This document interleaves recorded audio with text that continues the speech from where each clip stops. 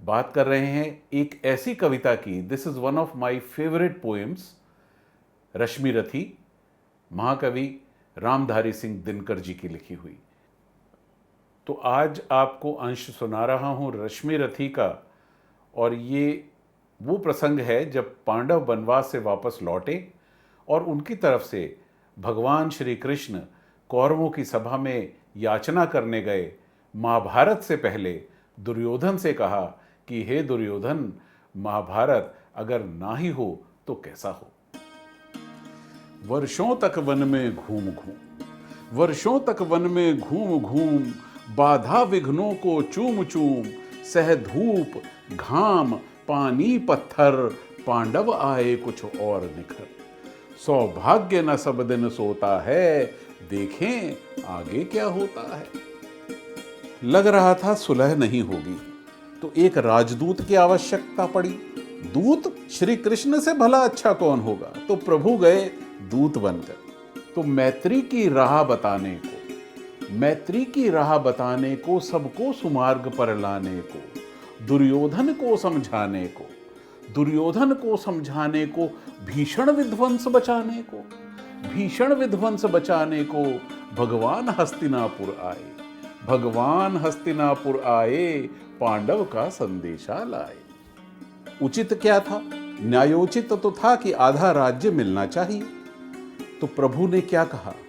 दो न्याय अगर तो आधा दो।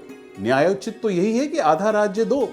दो न्याय अगर तो आधा दो, लेकिन इसमें भी यदि बाधा हो, लेकिन इसमें भी यदि बाधा हो, तो दे दो केवल 5 ग्राम, तो दे दो केवल 5 ग्राम, रखो अपनी धरती तमाम, हम वही खुशी से खाएंगे, परिजन पर असी न उठाएंगे। तो 5 गांव दे दो, हमें इससे ज्यादा कुछ नहीं चाहिए, हम उसमें अपना गुजर बसर कर लेंगे, लेकिन अपने ही अपनों पर, अपने परिजनों पर अस्त्र नहीं उठाएंगे।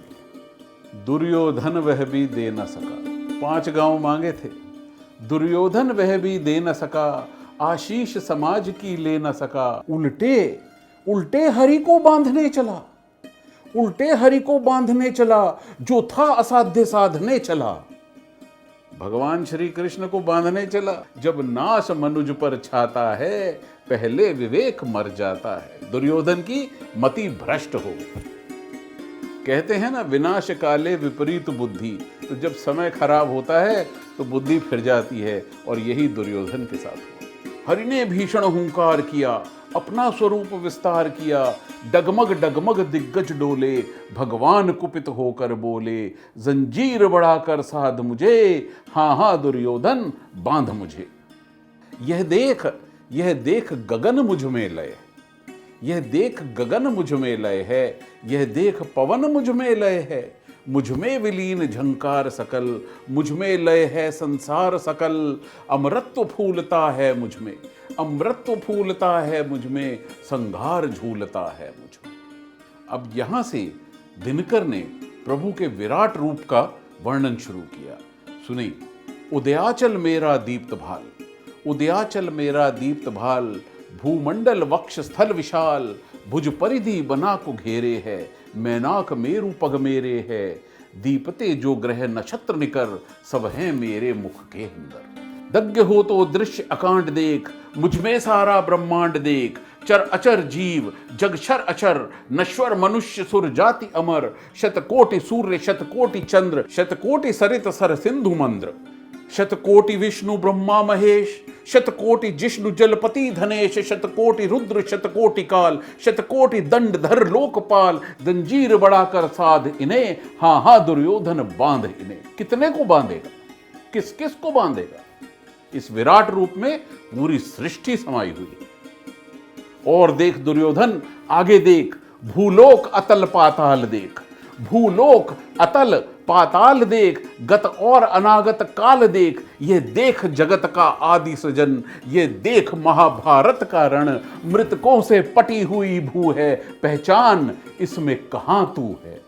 दुर्योधन, अगर अभी भी तुझ में थोड़ी सी सुमति है तो देख भविष्य में क्या होने वाला है। ये महाभारत का रण है, लाशों से जमीन पटी हुई है, और इसमें कहीं ना कहीं तू भी है।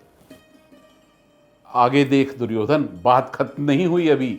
अंबर में कुंतल जाल देख, अंबर में कुंतल जाल देख, पद के नीचे पाताल देख, मुट्ठी में तीनों काल देख, मेरा स्वरूप विकराल देख, सब जन्म मुझी से पाते हैं, फिर लौट मुझी में आते हैं। जिह्वा से करती ज्वाल सघन, सांसों में पाता जन्म पवन, पड़ जाती मेरी दृष्टि जिधर, हंसने लगती है सृष्टि उधर, मैं जब भी मूंदता हूं लोचन, छा जाता चारों ओर मरण।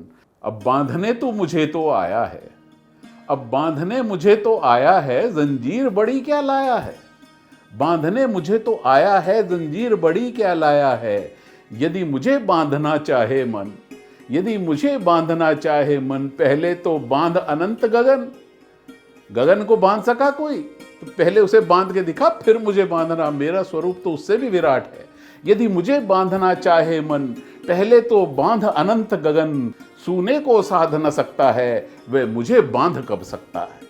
इतना समझाया प्रभु ने, दुर्योधन की समझ में नहीं आया तो प्रभु ने क्या कहा, हित वचन नहीं तूने माना, हित वचन नहीं तूने माना, मैत्री का मूल्य ना पहचाना।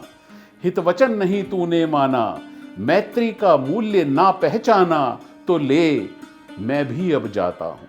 हो गया किस्सा खत्म भाई बाबू, हो गया बहुत। तो ले मैं भी अब जाता हूं, अंतिम संकल्प सुनाता हूं, याचना नहीं अब रण होगा, याचना नहीं अब रण होगा, जीवन जय या कि मरण होगा। टकराएंगे नक्षत्र निकर। और क्या भविष्यवाणी की उन्होंने, कैसा युद्ध होगा अभी से बताया, लेकिन दुर्योधन की समझ में नहीं आया।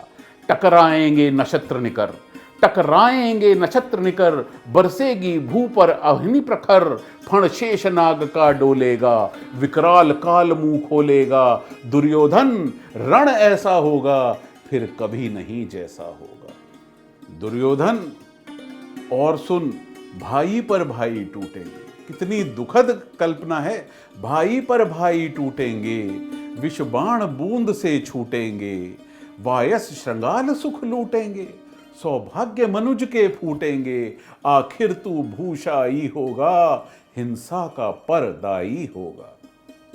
तेरा भी अंत होगा दुर्योधन इसी रण में। सब देख रहे थे, सब सुन रहे थे, सब शांत थे। थी सभा सन्न, थी सभा सन्न, सब लोग डरे, चुप थे या थे बेहोश पड़े। प्रभु का विराट रूप देखकर कौन जीवित रह पाया है। केवल दो नर न अघाते थे, केवल दो नर न अघाते थे, धृतराष्ट्र और विदुर।